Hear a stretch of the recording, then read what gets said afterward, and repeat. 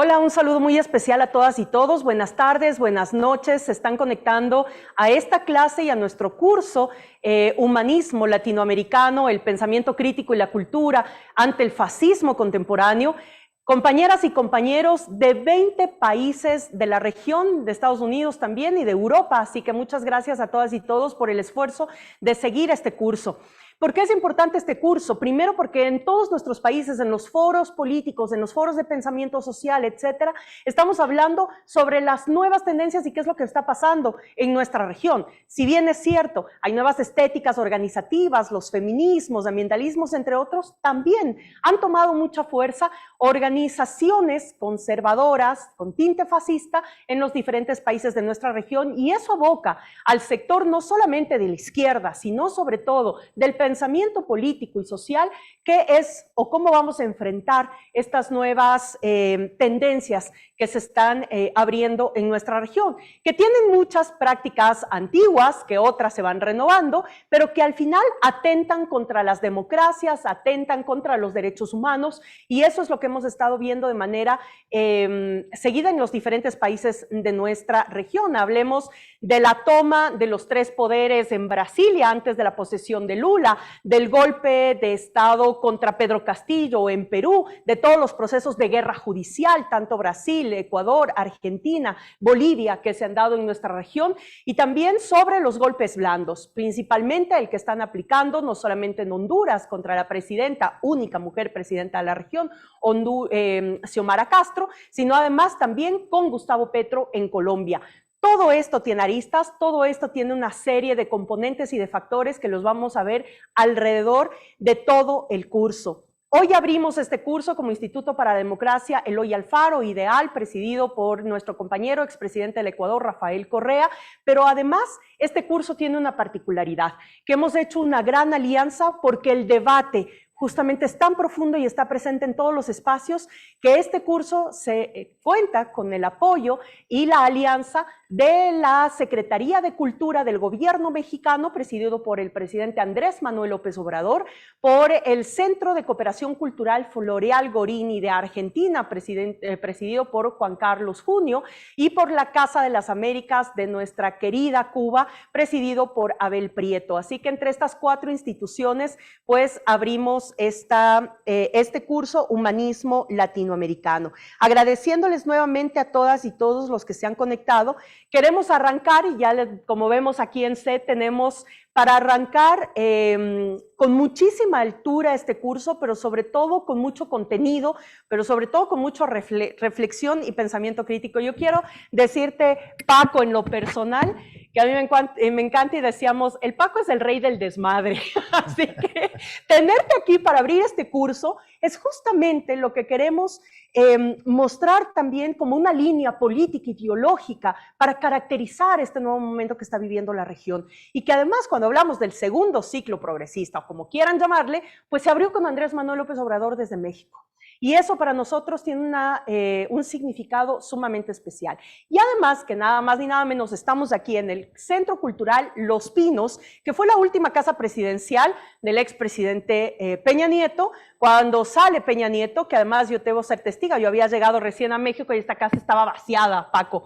La habían vaciado totalmente, apenas quedaba un par de escritorios, un par de cosas así, estaba vaciada. Y Andrés Manuel López Obrador decidió, como lo hacen muchos presidentes en muchos de los países, abrir este espacio que era privativo de esa intimidad de la presidencial, de la pareja presidencial, pues al pueblo, como se merece. Ahora es un centro cultural que recibe a miles y millones de visitantes mexicanos y de todo el mundo que vienen a ver el Centro Cultural Los Pinos. Así que también tiene un mensaje especial abrirlos desde aquí, y estamos justamente situados en lo que fue el despacho presidencial. Así que desde aquí, analizar todos los temas del conservadurismo, de las muestras fascistas, de la violación de derechos, pero también de las alternativas de la izquierda en el continente, pues nos hace muchísimo sentido. Y por eso, para escuchar esta clase, recordando a todas y todos, o más bien dicho, diciéndoles que cada módulo tiene un cuadernillo de trabajo. Cada cuadernillo ya está en el aula virtual al que ustedes acceden. Les recomiendo muchísimo que puedan abrir el aula virtual porque cada cuadernillo tiene su contenido teórico, conceptual, que ha sido desarrollado además por una serie de intelectuales de la región. Estos libros han sido desarrollados tanto por intelectuales colaboradores de Casa de las Américas como del Centro de Cooperación Cultural Floreal Gorini. Así que les invitamos a que puedan revisar este material que realmente va a alimentar el aprendizaje y la retroalimentación que tengamos de este curso.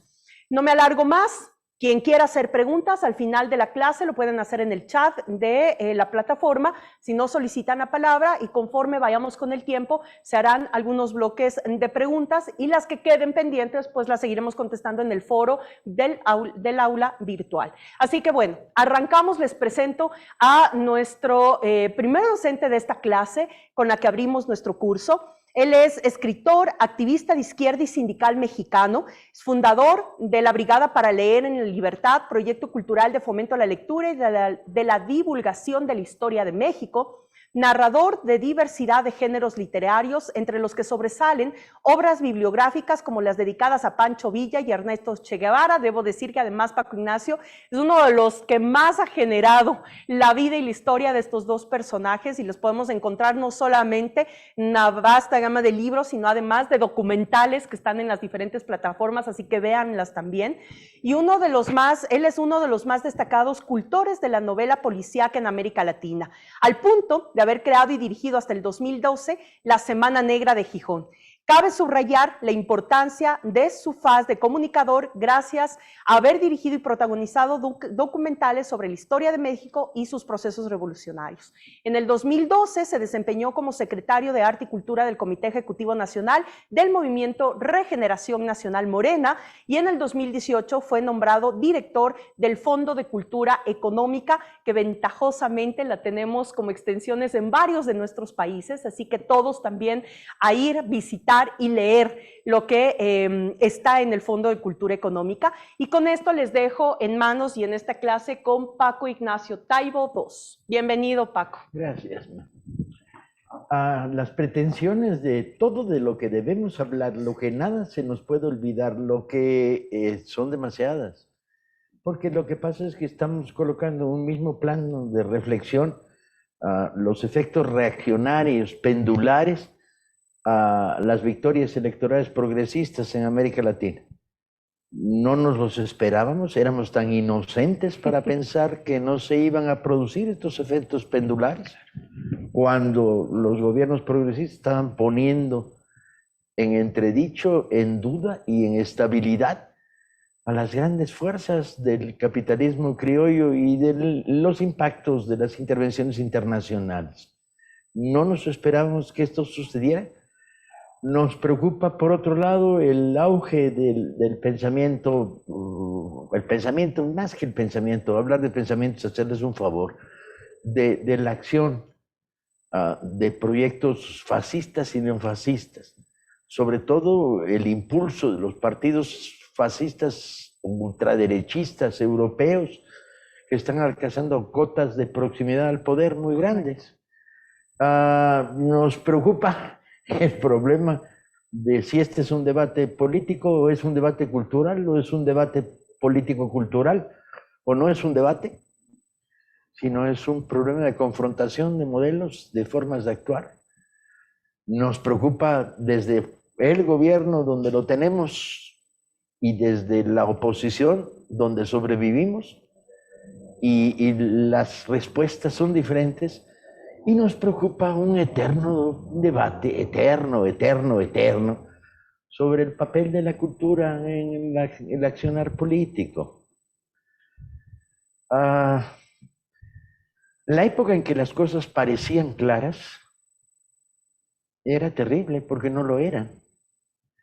El modelo post-Segunda Guerra Mundial, Guerra Fría, del socialismo real confrontado al capitalismo hiperreal y por lo tanto el uso de la cultura en términos de territorio de la batalla produjo del lado de la derecha una eterna ofensiva represora, censuradora, limitadora. Y del lado de la izquierda, un montón de censura, utilización, sectarismo, pensamiento crítico pero a medias y censura. No se me olvida repetir una y otra vez que hubo un día en la vida de Howard Fast, el novelista más inteligente que produce en los Estados Unidos en la década de los 30 y los 40, en el cual se encontraba escribiendo Espartaco en el garage de su casa, lo que sería la obra mayor de la novela histórica en el mundo entero, porque no había editorial que se la publicara. No había editorial en Estados Unidos porque el macartismo había logrado cercarlo en todas las esquinas del ámbito de la producción editorial. O sea, el país de la pseudo libertad de expresión se había convertido, para Fast y para muchos autores más, sería importante repasar esta lista, donde se encuentra Dalton Trumbo, Albert Maltz, etc. Autores muy interesantes. Lo había acercado. Tiene que producir Espartaco con dinero prestado, tiene que usar el servicio de correos para venderlo, hasta que también eso se lo prohíben. Para esos momentos lo habían expulsado de los anaqueles de las bibliotecas de Estados Unidos, incluso a pesar de la protesta de los bibliotecarios, que en algunas bibliotecas se negaron a aceptar el hecho. Vino el FBI, arrancó los libros de los anaqueles. O sea, ya no solo cercarlo, aislarlo, meterlo a la cárcel, como lo habían metido, ¿sí? En los juicios del macartismo, pidiéndole que delatara a compañeros que habían estado en el apoyo a la brigada Abraham Lincoln en la Guerra Civil Española. Sino sacarlo, borrarlo. Las viejas ediciones de sus libros, que habían sido bestsellers enormes, iban desapareciendo, no se reeditaban. Le quitan el premio al libro judío que se daba en Nueva York por Mis Gloriosos Hermanos, una historia de los macabeos, ¿sí? Y ya no les digo Moisés, príncipe de Egipto, ese ya nada, Moisés rojo maldito fuera, ¿no? Bárranlo. Lugar de sacrificio, las historias de la guerra civil, lo arrasa. No tiene acceso a las librerías porque sus libros desaparecen del mercado norteamericano. No tiene acceso a las bibliotecas porque lo censura. No tiene acceso a ninguna editorial. Bien. Un par de años después, le quitan el premio Stalin de la Paz. Y por lo tanto, se sucede a toda velocidad un encadenamiento de censura por parte del bloque de la Europa llamada socialista, ¿sí? Derechos de autor en Polonia no se los pagan, derechos de autor en Alemania Oriental no se los pagan, derechos de autor en Bulgaria no se los pagan, sino que además barren de las bibliotecas sus viejos libros. Todo a raíz de la publicación del Dios desnudo, donde Fast hace una crítica de la intervención estalinista en Hungría, y no se la van a perdonar. Y barrido en la Unión Soviética, ya no digamos, donde además su crítica añade el problema de la persecución contra los escritores. En el mundo bipolar tienen el culo, compañeros, ¿sí? Lo que tienen es el asesinato organizado de las dos propuestas hegemónicas de un escritor que representa millones de libros y millones de lectores. Y lo condenan a la muerte. Tiene que venirse a refugiar en Cuernavaca para escribir un cuento que se llama Cristo en Cuernavaca, donde encuentra la maravillosa historia de cómo se encuentra un leñador por la calle y dice, no, pues este es Jesucristo. Ve cómo anda la cosa.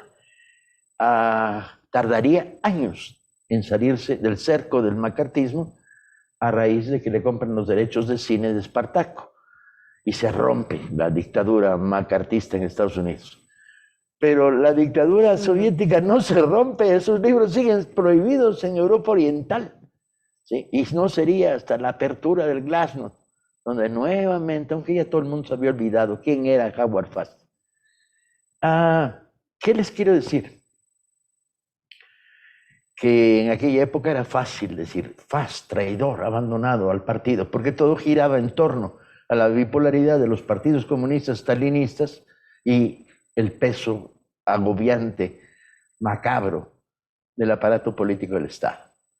¿Cómo vivíamos en América Latina fenómenos como estos? Pues los vivíamos de manera singularmente alegre. Y voy a seguir contando historias, porque la labor de uno no es hacer teoría. La teoría es un árbol muerto donde crecen flores raras. No, vamos a contar historias. La ventaja de ser escritor la mayor parte de mi vida y vendedor de libros la otra mitad de mi vida es que puedo contar historias.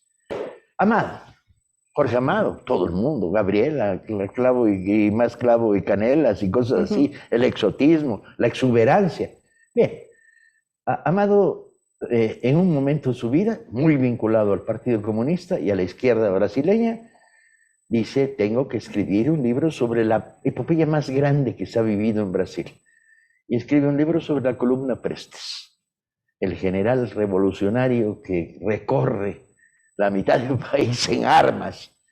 Y escribe un libro sobre la columna Prestes notable, porque añade a su calidad narradora una información que nadie más tiene sobre la columna Prestes. ¿Qué pasa con ese libro? Bueno, obviamente es prohibido en Brasil. El libro nunca se edita en Brasil.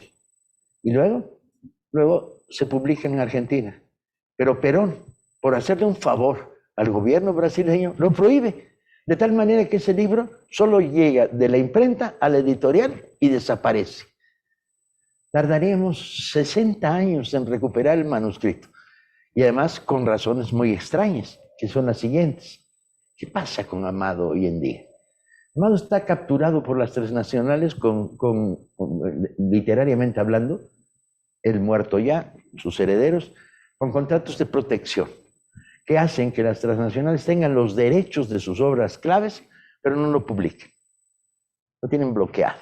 Hay algunos libros de Amado, muy poquitos, bla, bla, bla. Y este no forma parte del canon mercantil. Y como no está en el canon mercantil, el libro no existe y por casualidad lo podemos publicar. Sorpresa, pero este libro no estuvo publicado en Argentina hace 50 años, pero esto también es Amado, ¿sí? ¿Qué nos pasa en nuestros países? En nuestros países nos pasa que en materia, y ya le doy la vuelta y puedo cerrar el ciclo de la primera parte del debate, inexistente debate, que la cultura pelea en primera división. Es curioso.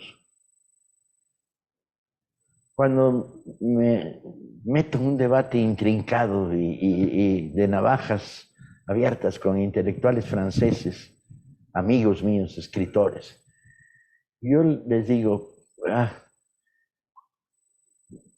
¿dónde está la tumba de Manukyan, el armenio que por primera vez dirige la resistencia en Francia? El primer tiro que se da en el metro de París lo hace una organización gloriosa desde el punto de vista de los elementos simbólicos, que es obreros extranjeros, sin papeles, organizados, de entrada por el Partido Comunista. Lo que pasa es que se le mueven a la izquierda y son no muy controlables. La dirige un armenio.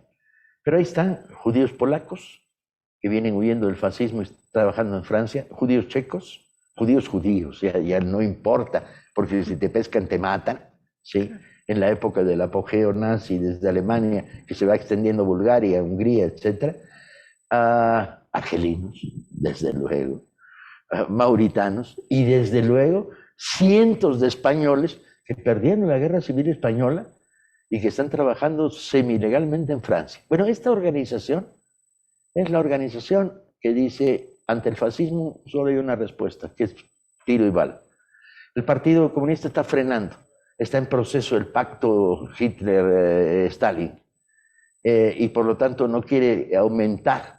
Y en la geopolítica, que es una de las ciencias más vomitivas que se han producido en la humanidad, es los enemigos de mis amigos son mis enemigos, pero los amigos de mis enemigos, y que produce fenómenos verdaderamente insoportables. Totalmente. Como que de repente alguien de izquierda haya admirado durante 2 días de su vida a Pol Pot, ¿sí? La geopolítica dice, no, quietos. Y la Organización de Trabajadores Inmigrantes dice, no. Y en el metro de Madrid, el metro de París mata a tiros a 2 oficiales nazis. Bueno, me retraigo. Me planteo la pregunta. ¿Por qué no? ¿Dónde está la tumba? Me dicen, en Père Lachaise. Te llevo, Paco. Pues, órale, vamos. A unos metros está la tumba de Rocambole y de Arsenio Lupin, entonces estaba yo en territorio conocido, me sentía en familia, y llego a la tumba. ¿Y por qué no hay novelas, libros? Y ustedes los franceses tienen un problema. Tantos años vivieron chupándole la media a la historia que se les ha olvidado cómo es la historia. Y me dicen, ¿de qué hablas? Digo, ¿por qué nadie escribe a favor de Juana de Arco? Irredenta, ¿sí? Mujer insoportable. Sí, medio alucinada, había fumado marihuana de baja calidad francesa para tener relaciones con Dios como las que tenía, pero aún así. ¿Y por qué no se dan una vuelta al cementerio o a la casa donde vivió Saint-Just, la extrema izquierda de la Revolución Francesa? Y me decían, ¿saben qué? Había una pérdida de historicidad en Francia brutal. Y luego dices, pero ¿cómo no va a revivir el Frente Nacional, cuya esencia, y ahí entramos al tercer tema de esta que quieres proponer, para mezclarlo con los otros dos, que es cuya esencia, el resurgimiento del Frente Nacional, es la desmemoria absoluta. Somos los marcianos. ¿Cómo nos definimos los marcianos? Somos excluyentes, no incluyentes. Todo lo que no sea verde, chinga de su madre, ¿sí? Entonces, si es argelino, pues va a chingar a su madre. Y esta retórica, nos quieren quitar el trabajo.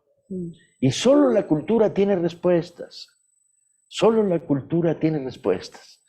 Cuando en Alemania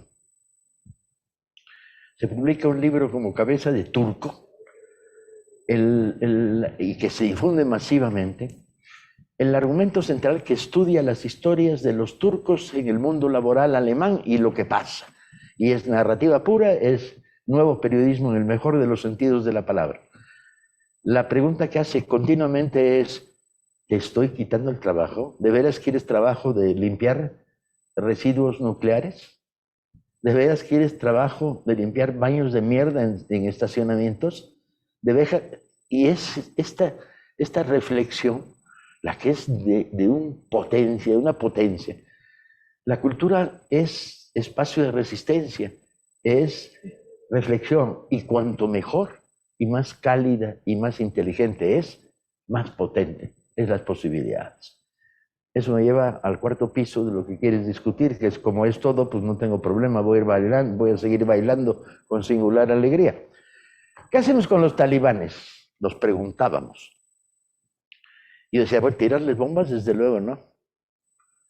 Sobre todo porque cuando tiras bomba, y como dijo Raúl Sendic, la bomba es de derecha. El dirigente de los Tupamaros dijo, la bomba es de derecha. La bomba no es esencialmente justa, sino la bomba explota cuando no quieres y mata a la ancianita que vendía lotería en la puerta de un banco. La bomba es de derecha. Entonces, tirarles bombas a los talibanes, no les tires bombas.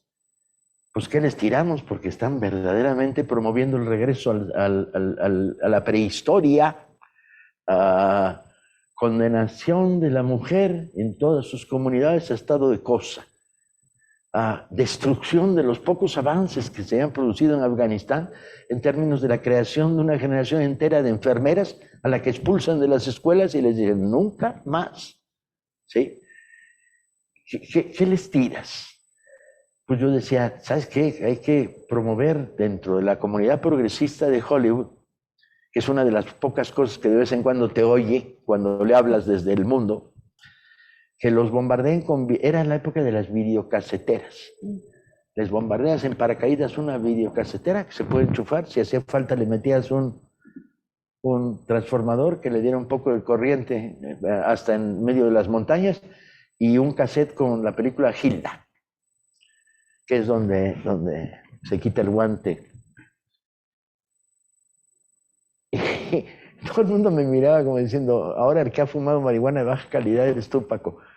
Y yo decía, no, tenemos que repensar dónde la cultura se vuelve incisiva, crítica, operante, masiva, inteligente. Y tenemos que operar qué hay enfrente para ver la posibilidad de destruir las esencias del pensamiento más cerrado, más negro, más conservador, más atravilario, más racista, más machista, más sexista, más clasista, que destruye las posibilidades de la construcción del género humano. Entré a debates muy raros.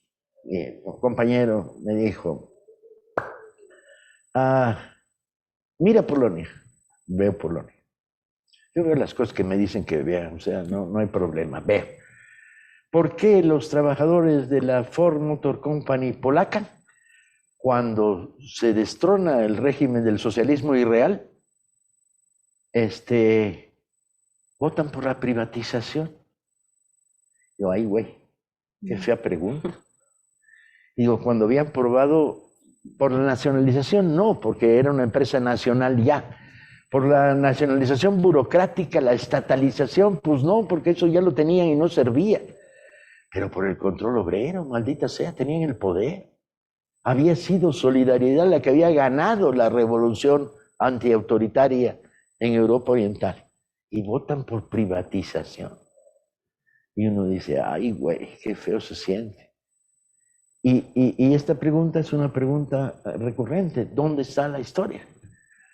¿Cómo la historia y la narración de la historia, y por lo tanto la cultura, se coloca en primera división? Insisto, necesitamos imaginación y necesitamos plantearnos este tipo de preguntas adecuadas a nuestras situaciones regionales. Porque donde tenemos parte del aparato del Estado podemos hacer política de masas, en términos culturales, muy de masas. Se los digo yo que regalé el año pasado 5 millones de libros a población abierta, ¿sí? Y que hemos creado 12,000 clubes de lectura de base a lo largo de todo el país. Y que tenemos ya en la Ciudad de México, en el país, 120 librerías. O sea, podemos hacer políticas de masas. Pero ¿y donde no la tienes? Donde lo que tienes es un régimen autocrático y asqueroso, ¿a cuál más asqueroso? ¿Sí? ¿Qué tipo de propuestas culturales? La izquierda suele pensar en términos, cuando está en condiciones de resistencia, produce cosas maravillosas. Un grupo de teatro, un gran talento hundido en una esquina del barrio, logra extenderse, pero en general hay una tendencia a producir trabajo hormiga y no a tomar altura, a decir qué es multiplicador, ¿sí? Una película brillante, ahí están los ejemplos de las películas colombianas, que van a constituir la base social de lo que luego sería el movimiento que lleva al poder a Petros. Una política literaria, narrativa, histórica, etc. Pero en general una tendencia al trabajo hormiga. Y lo que hay que hacer es poner a discusión cómo demonios trascendemos y descolocamos el trabajo hormiga. Mi única respuesta hasta estos momentos es: usa la provocación cada vez que puedas. Y utiliza los resortes de conocimiento de las sociedades industriales y su divulgación como guante que reviertes. ¿Tienes problemas con Flashman? Sí, tengo todos los problemas del mundo, no me gusta.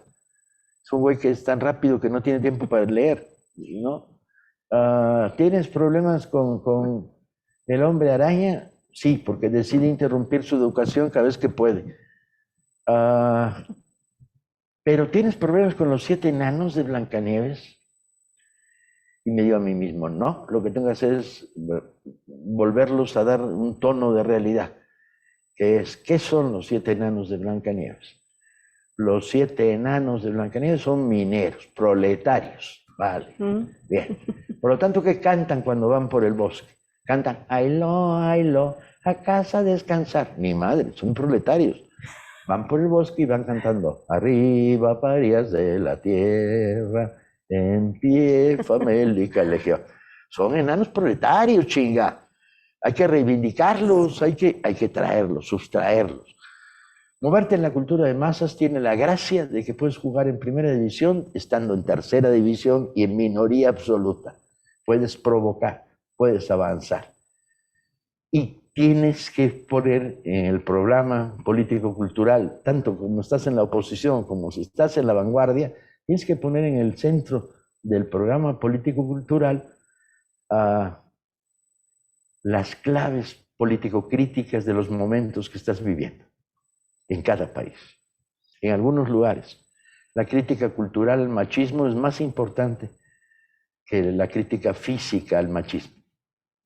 Está muy bien. Yo cada vez que voy a una escuela secundaria en este país, yo digo: clases obligatorias de defensa personal para las mujeres, para que le rompan el hocico a los acosadores.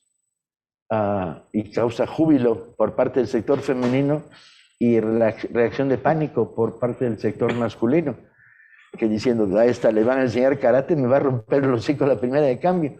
Pero aparte de eso, tienes que establecer y desarrollar y generar en el nivel alto, en el nivel medio, en el nivel de la televisión comercial, en el nivel del salón de clases, una política de macho ridículo para descalificar, para arrinconar el pensamiento machista generado en la enseñanza media. ¿Sí? Un hombre que golpea no es superior físicamente, es inferior mentalmente. Y tienes que decirlo. Y tienes que arrinconar al machismo. Y esta es una batalla cultural. No solo es una batalla por derechos, por calles seguras. Es cierto, era importante. Nosotros que hicimos, todas nuestras librerías tienen un letrero en la puerta, que es librería segura. Si te sientes perseguida, acosada, etcétera, pasa y aquí nos hacemos cargo de tu defensa.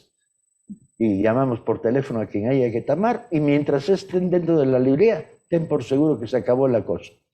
¿Sí? Pero eso es nada, son 120 librerías del país.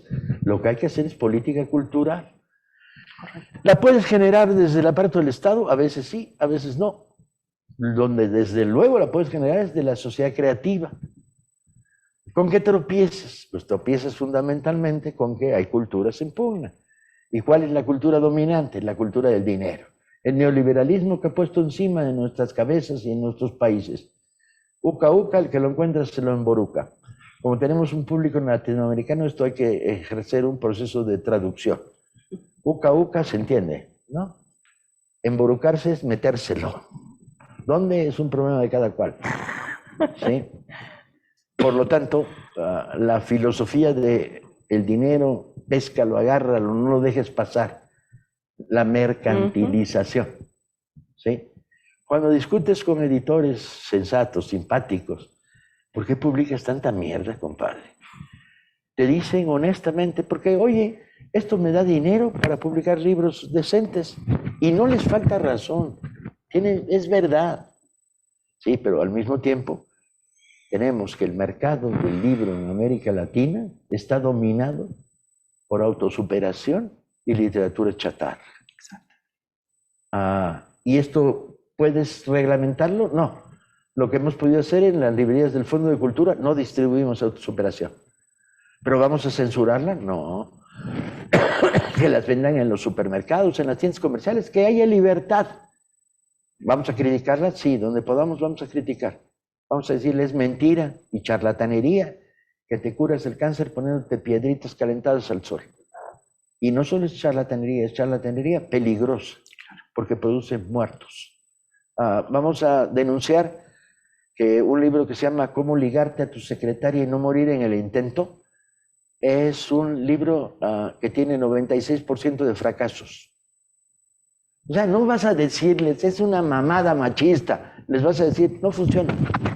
No ligas nada, no ligas un carajo. Ligas mucho más con Neruda que con el libro de Cómo ligar a tu secretaria y no morir en el intento. Y entonces traes de nuevo a Neruda a la calle.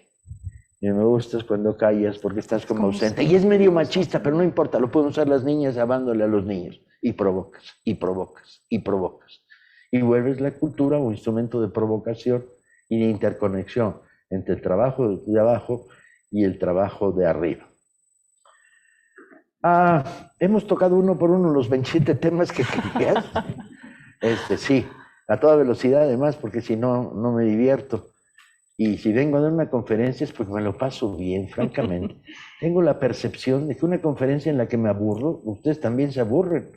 Y no tengo ya edad para andar castigando con el verbo y la doctrina a nadie. Ya a estas alturas de mi vida, no.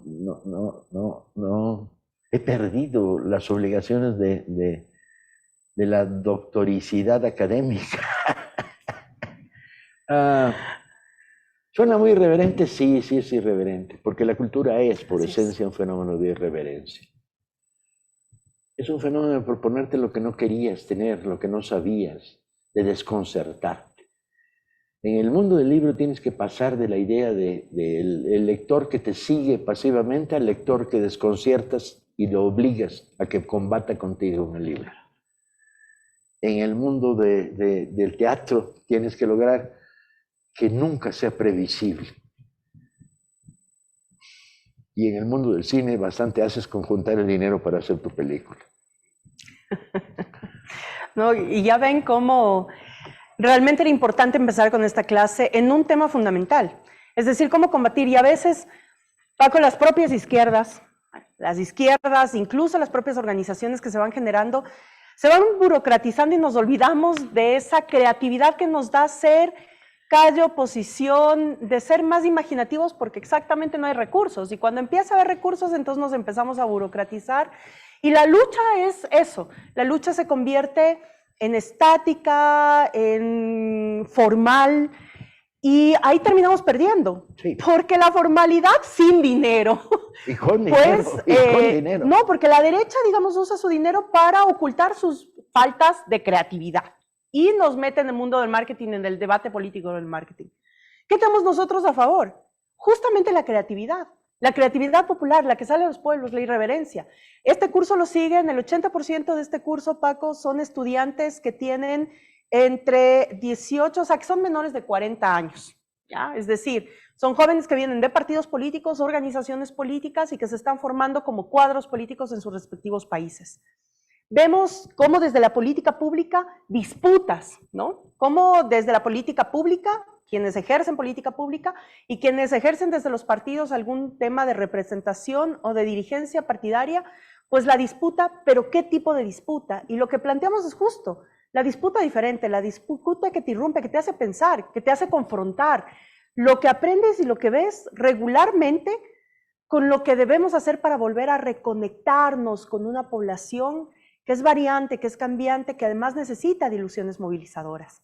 Ahí entra justamente el tema de la cultura y entra principalmente el tema del libro y de la lectura, y no cualquiera. Por eso ustedes cuando van a encontrar lecturas sugeridas en cada uno de los módulos, también va concomitante a esto. ¿Qué lecturas nos confrontan? ¿Qué lecturas nos hacen variar esta matriz de pensamiento?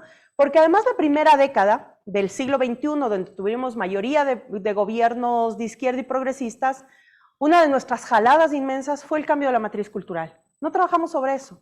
Trabajamos aceleradamente, producimos cambio, fuimos exitosos en la salida de la pobreza de un gran porcentaje de nuestra población, en el cambio institucional, etcétera. Pero tanto fue nuestro fracaso en el tema del cambio cultural que rápidamente dimos un vuelco a un proceso neoliberal que ventajosamente en la mayoría de países del sur fue rápido pero nefasto. Somos además, como el continente más desigual del planeta, muchos de nuestros países en la región son los que menos leen, son los que menos información tienen, son los que nos dejamos guiar por los titulares de la prensa. ¿Cuánto daño hace eso realmente a la conciencia y a una conciencia de clase y a una conciencia transformadora? Y desde la cultura, pues es una herramienta para combatir justamente estos temas del fascismo. Pero tenemos ya dos preguntas que nos van haciendo... No, antes. Dale. Antes. Una izquierda sin sentido del humor es lo más parecido además a la derecha que hay en el mundo. Ojo, no estoy bromeando. Y una izquierda demasiado articulada en torno a lo políticamente correcto es mortífera, es aburridísima. Y es muy ingenua, Paco, también. No son ingenuas. Es ingenuidad. Es facilismo. Lo políticamente correcto es facilismo. No digas coño porque es mala palabra, decía mi mamá con autoridad de mamá. Pero ¿cómo chingados se atreve a decirme en un programa de televisión no digas coño porque es mala palabra? Yo soy escritor, sé que no hay malas palabras, hay palabras y las palabras designan. Y coño es una discriminación que no tiene nada que ver con órgano femenino, es uso el que le da el valor a las palabras, pero como ataquen los del políticamente correcto, ya me crucificaron por decirlo. Y es absurdo. Un bobo es un bobo, un menso es un nivel superior al bobo. Un baboso es un nivel superior porque babea y se limpia los zapatos con la baba. Pero un pendejo es un pendejo, es un menso con mala leche. El uso del idioma es el que nos da el poder. Y bueno, esto nos sirve metafóricamente en una conversación como esta, porque pendejo en Chile es uno que mide poquito. Pero rompamos con el políticamente correcto. Rompamos, la cultura se ha hecho históricamente de políticamente incorrectos. ¡Ay, qué pinche horror! Es como ponernos uniformes de colegialas de escuela de monjas del siglo XVIII a los escritores de este planeta, man. Pero además nos aterroriza, pero los fascistas de este tiempo lo utilizan, ¿no? Ah, claro. Entonces, Milei es, bueno, ya dijo que no se lanza a la presidencia de Argentina, pero utilizando esto llegó mucho a los jóvenes. Wow. La irreverencia. Entonces, ¿qué estamos haciendo desde el otro lado? Los formalismos. Eso es lo que tenemos que justamente confrontar para saber qué es una de las formas. No solamente el lenguaje, la retórica, los símbolos, las estéticas, son confrontadoras y tenemos que confrontar dentro de la izquierda con esas mismas taras que muchas veces las hemos ido aprendiendo en la historia, desde la izquierda ortodoxa hasta estas pequeñas modulaciones de estos tiempos, pero es como recrearnos.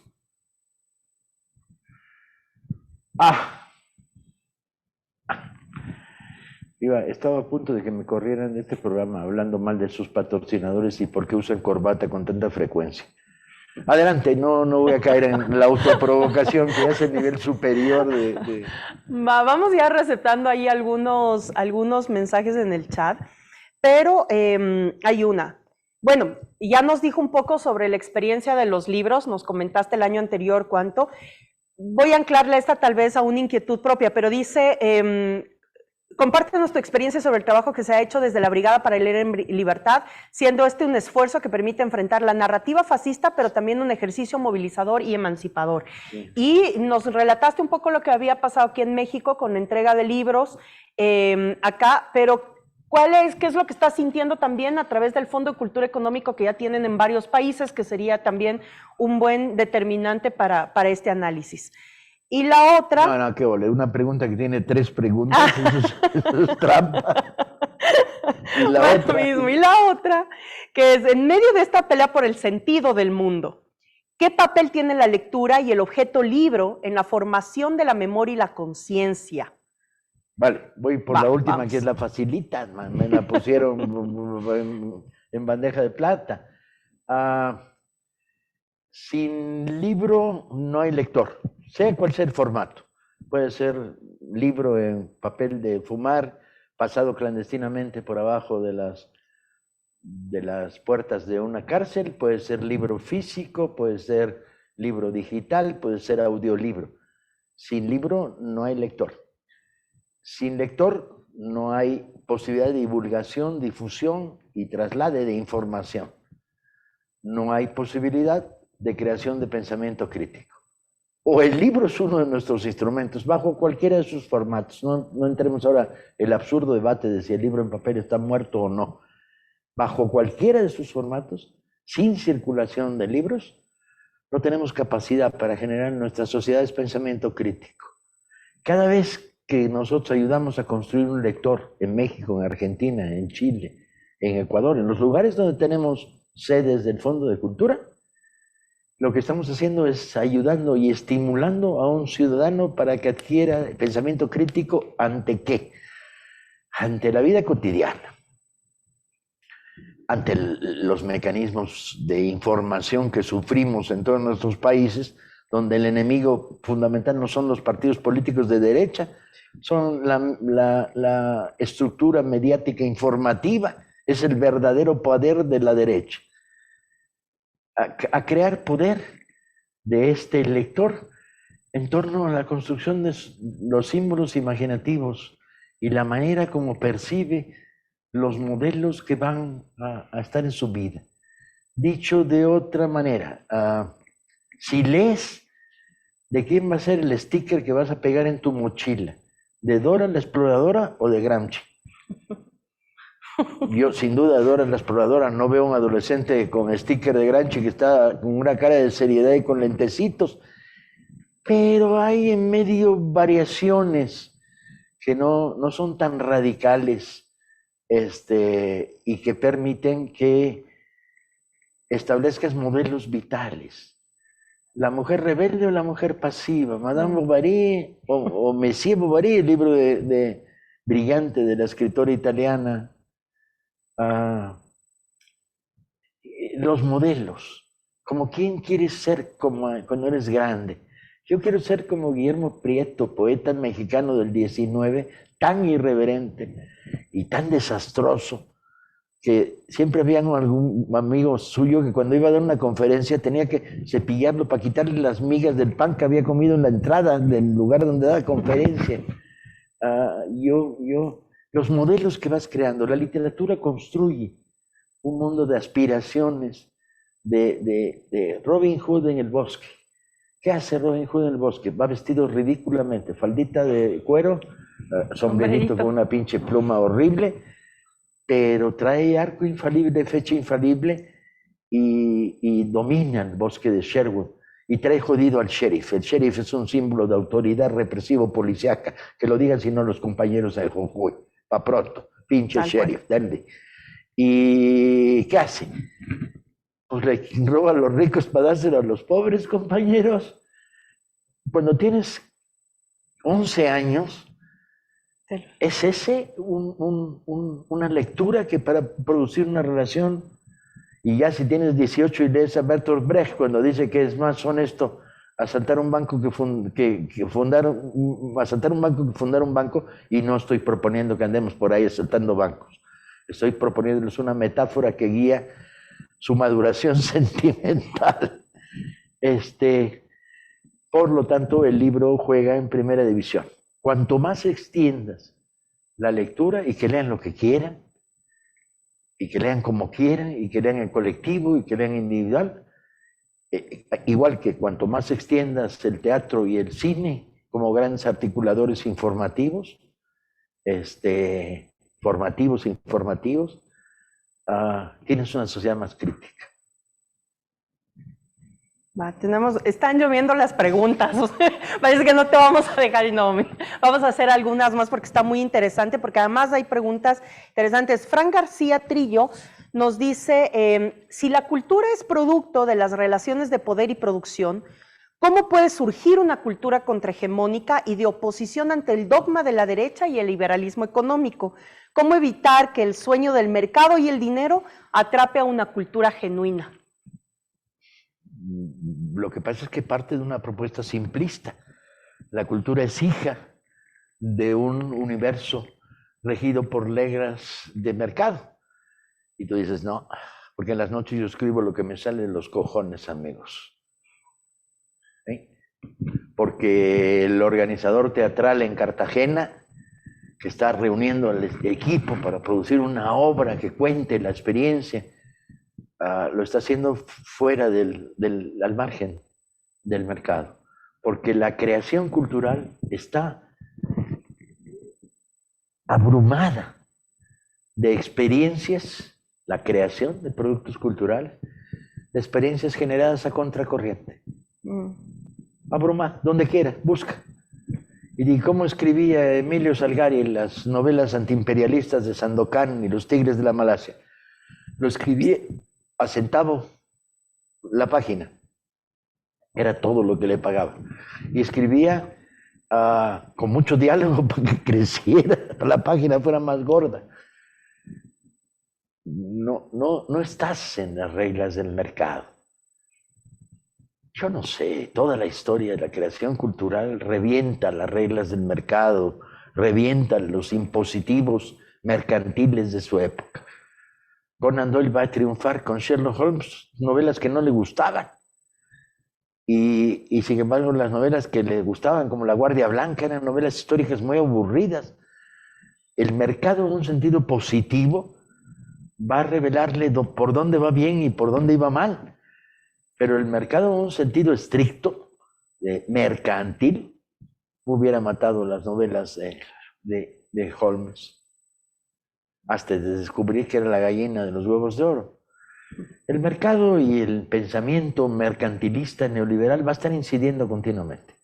Va a estar incidiendo desde el punto de vista del aparato del Estado. Becas, apoyos, dinero, protección, prebendas, doble empleo, trabajos en consulados en las islas Fiji, etc. Va a estar comprando a los creadores del proceso cultural. Y una parte de ellos, la mejor, va a seguir resistiendo. Entonces no creo que el supuesto sea, dado que el mundo es así, ¿cómo podemos que no sea hacerlo? Pues hemos podido durante miles de años. Correcto. Hay dos preguntas relacionadas a algo que nos trae a un debate permanente, que es el tema de las redes sociales, ¿no? Entonces hay dos compañeros, un compañero Jorge Guapaya, que nos dice qué rol cumplen las redes sociales y los medios de comunicación por Internet en la reproducción, transmisión, deformación o democratización de la cultura. Pero está relacionada con una que nos pone Romela Quieta, que dice, el libro es necesario para impulsar el pensamiento crítico, pero ¿cómo generar frente a esa arremetida a los medios de comunicación consumo de libros, lectura? ¿Son tus amigos o son tus enemigos? ¿Quién piensa que la red es un enemigo? ¿La vas a medir por los bots? ¿Y los sicarios que trabajan en la red a sueldo? No, esos son unos pobres diablos que tienen el empleo de calumniadores, difusores de mentiras, etc. Pero lo hacen por razones de pobreza y miseria ideológica. Conozco pocos militantes de la red, reaccionarios naturales, ¿no? Son más bien una bola de mercachifles asalariados.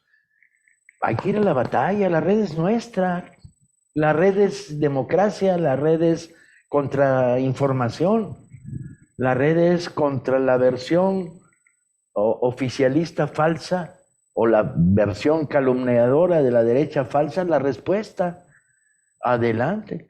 Y respecto a la cultura, la red es maravillosa, la red es la que puede preguntar, ¿ya viste esa película? La red es la que puede decir, ¿ya leíste ese libro? La red es la que puede decir, me encontré un poema de Ungaretti de una sola línea. Ungaretti, poeta italiano, fines del 19, principios del 20. ¿Qué dice la línea? La línea dice, me ilumino de inmenso. Agárrate, empieza las mañanas así. ¿Y quién es capaz de difundir por miles el mensaje cuasi budista de Ungaretti? Me ilumino de inmenso. Es el antídoto para vivir en el capitalismo y despertarte en las mañanas. Ves al espejo, el monstruo de Frankenstein está ahí, le dices, buenos días. El monstruo dice, buenos.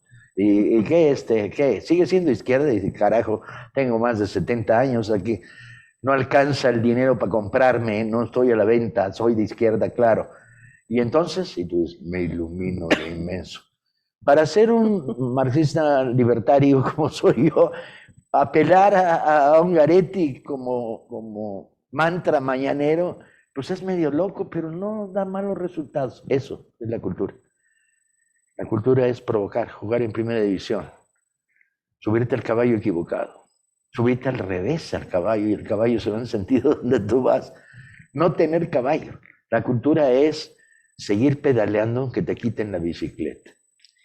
Y justo en este tema de ideología nos dice Robson Palomeque, ¿qué elementos representativos de la cultura latinoamericana se han utilizado en la literatura como herramienta de resistencia contra el fascismo y las ideologías de derecha? Todo.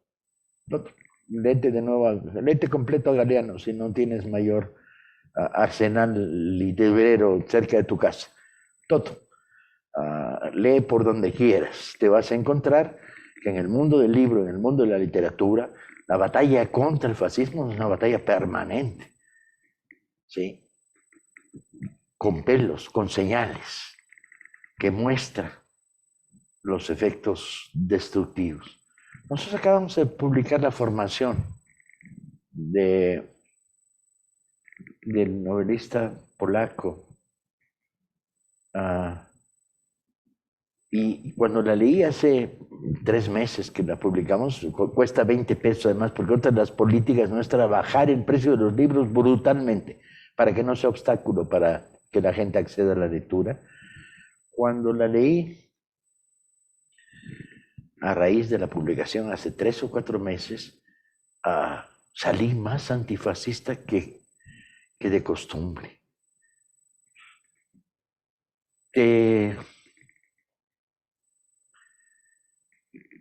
Te excita los buenos pensamientos, los pensamientos combativos, solidarios.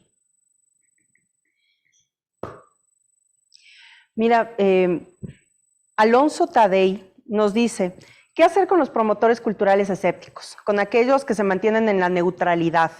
Dice, uno se encuentra con las generaciones venideras antigobiernistas, desconocedoras de la historia. Es difícil trabajar la revolución de las conciencias y el pensamiento crítico con las y los que inmersos en un flujo y dinámico de información se acostumbran a la no reflexión. Compañeros, todos ustedes que están viendo este programa tienen un primo imbécil o una prima imbécil. Está estadísticamente demostrado. Levanten la mano en este salón los que tengan un primo imbécil o una prima imbécil. Ok, todos. Bien. Bueno, coño, es estadística, no es castigo. No traten de ganarse para el pensamiento crítico y de izquierda a la prima imbécil. Traten de ganarse al padre de la prima imbécil, ¿no? O el primo imbécil. Respuesta al compañero Tadei. Pues hay unos que están negados para el pensamiento crítico y el pensamiento político, cuyos arraigos clasistas y machistas y sectarios y discriminadores, los marcianos de los que yo hablaba al principio, pues son insuperables. Solo los va a destruir nada, la muerte, ni siquiera la realidad. Cuando sean viejos van a decir, yo era un hijo de la chingada. Bueno, pues lo sigue siendo. Hasta cadáver resulta hijo de la chingada. Quiero irme a fumar. Ya, demasiado rollo, empiezo a sentir síndrome de abstención. La última. Alberto Maresca dice, ¿qué opinas de las izquierdas a nivel mundial? Hoy están cometiendo el error de enfocarse más en los temas de tendencia que en la profundización del debate de la política. Yo no me atrevería a contestar una pregunta que empieza diciendo ¿qué opinas de las izquierdas? ¿Cuáles? Todas, algunas, los griegos, una parte de los griegos, todos los vietnamitas que no conozco. No. En principio, como dijo el descuartizador, vamos por partes. Tenemos que convertir las preguntas en más precisas. Y no, porque la generalización, todo el mundo lo sabe. Una generalización es una mentira encubierta de apariencia de verdad. Deberíamos, sí, ahorita. Un día de estos, cuando no tenga nada mejor que hacer, deberíamos. De acuerdo. Bueno, hay muchas más, pero creo que te vamos a liberar. Ya déjame ir a fumar, ya cumplí mi papel de venir a provocar aquí, hombre. Nos dejas así, prendidos, todos los chicos están, mira que están conectados estudiantes de diferentes países, te mandan, bueno, todos saludos, todos están ahí festejando, todos están contrapunteándose también, porque sí, muchas veces estas clases terminan siendo eso, ¿no? En el esquema, las clases que tomamos de diplomados, de especializaciones, etcétera. Y estos cursos que promovemos desde AL buscan eso, justamente, o sea, quienes están en el ejercicio de la dirigencia, de lo político, del debate, del cambio de la matriz cultural, tenemos que transformarnos. Eso es la revolución de las conciencias, que lo dijeron justo ahora. Y ojo, que tomamos el título de Humanismo Latinoamericano, acogiendo un reto que nos pone Andrés Manuel López Obrador. Sí. Pensemos del humanismo, él lo pone como humanismo mexicano. Pensemos del humanismo latinoamericano y los nuevos códigos que tenemos que crear. Sin duda alguna, estos códigos que están por crear tienen que venir acompañados de una gran carga desde lo cultural, desde el cambio de la matriz de pensamiento, pero sobre todo también desde el arte, desde lo artístico, desde lo que tenemos. La literatura es fundamental. Así que bueno, te dejamos con el último mensaje ya que nos cierres esto y pues cerramos la clase. Hoy me tomé el rol de Andrea Flores, que ustedes la van a ver más en el tema de la moderación de preguntas y respuestas, pero me ha encantado conversar este diálogo con el Paco porque es cómo te sacuden, cómo te ríes incluso de lo que hasta tú mismo llegas en un momento a creer y a hacer. De eso se trata, compañeras y compañeros. Así que para nosotros arrancar este curso con la clase de Paco Ignacio Taibo II no solamente es un honor para el curso, para Ideal, sino es esta experiencia, una experiencia que nos permite sacudirnos y dejarnos confrontados. Así que gracias, Paco, y te dejamos en el mensaje final para los chicos y chicas que nos están siguiendo en este curso. 60 años militando y no renuncio ni un minuto de esos 60 años. Peleé por las causas justas en los momentos justos. Muchas veces fui sectario, muchas veces me equivoqué, muchas veces medí mal mi posibilidad de acción, el futuro. Muchas veces juzgué demasiado rápido, pero es un producto de que la vida es un proceso educativo, básicamente. Pero no renuncio ni un solo minuto. Yo sigo caminando con los enanitos de Blancanieves por el bosque, cantando la internacional.